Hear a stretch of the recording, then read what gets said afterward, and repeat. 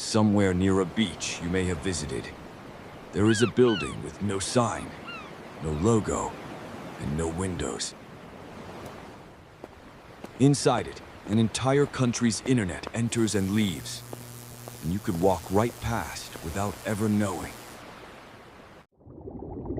These places are called cable landing stations, the buildings where the internet physically crawls out of the ocean. Every undersea cable from the last video has to end somewhere. This is that somewhere, the internet's front doors. You would expect fences, cameras, and armed guards protecting something this important. The reality is much, much stranger.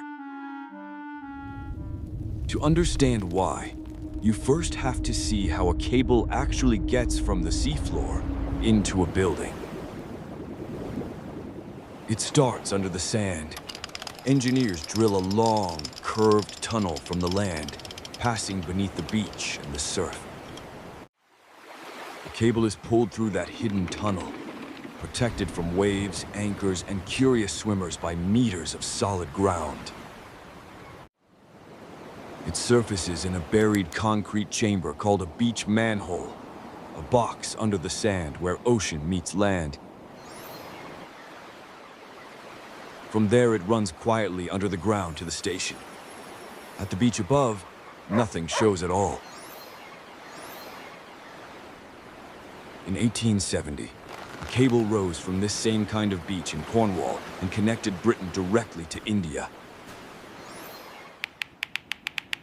That village, Porthcurno, became the largest cable station on Earth, 14 telegraph cables and 6 fiber cables still landing today. Inside the station, the cable meets a wall of machines that translate ocean light into signals your phone can use. But the strangest machine is the one that powers the cable, because the cable needs electricity across an entire ocean. The power feed equipment pushes up to 18,000 volts of direct current into a wire thinner than your arm. That current runs through repeaters chained along the seabed, boosting the light every stretch of the way to the far shore. The voltage is lethal, so the room is built like a vault. Key blocks, automatic shutoffs, emergency stops everywhere. All of this hums along in a building that looks like a storage unit, which brings back the question, where are the guards? Here is the uncomfortable truth. A government review found some landing stations protected by little more than chain link fences and cameras. For decades, the real security was anonymity. No sign on the door means no target on the map.